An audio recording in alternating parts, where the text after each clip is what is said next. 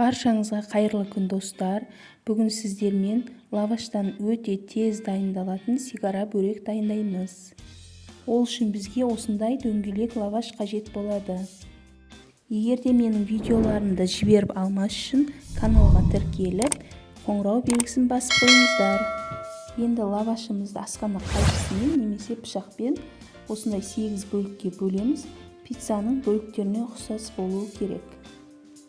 Салмасына қалауларыңыз бойынша піскен тауық етін, сүзбе, колбаса немесе ірімшік салсаңыздар да болады.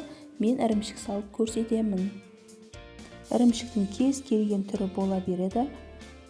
Сосын осындай ұзынша бөліктерге бөліп аламын.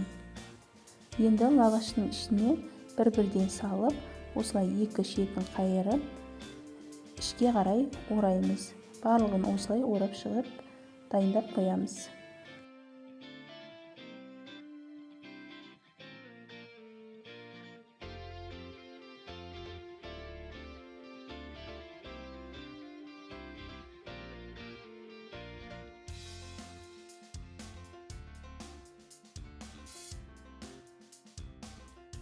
Келесі бір жұмыртқамызды ыдысымызға жарып, оған қасықтың ұшымен тұз салып, жақсылап шанышқының көмегімен араластырамыз.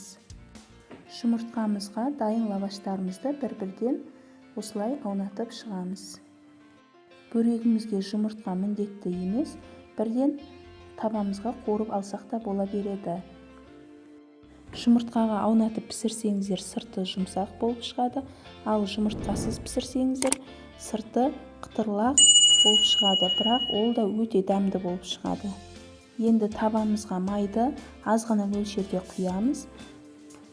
Бөрегіміз өте тез піседі және майды аздау құйған дұрыс, өйткені жұмыртқаға аунатылғандықтан өзіне майды сіңіріп алады.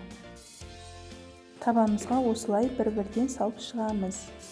Бөректер өте тез піседі, оттың асты баяу болуы керек және 30-40 секундта осылай қызара бастаған кезде екінші бетіне аударып, барлығын пісіріп аламыз. Достар, келесі видеоларымда мен сіздермен дәл осы лаваштан тағы да не жасауға болатынын толық бөлісетін боламын, жіберіп алмаңыздар. Мінекей менің осымен бөректерім дайын болды. Небары менде 5-ақ минут кетті. Сіздер де отбасыларыңызға жасап көріңіздер. Өте дәмді болып шығады. Астарыңыз дәмді болсын. Менің видеомды соңына дейін көргендеріңіз үшін көп рахмет. Менің каналыма тіркелуді ұмытпаңыздар. Келесі кездескенше аман сау болыңыздар.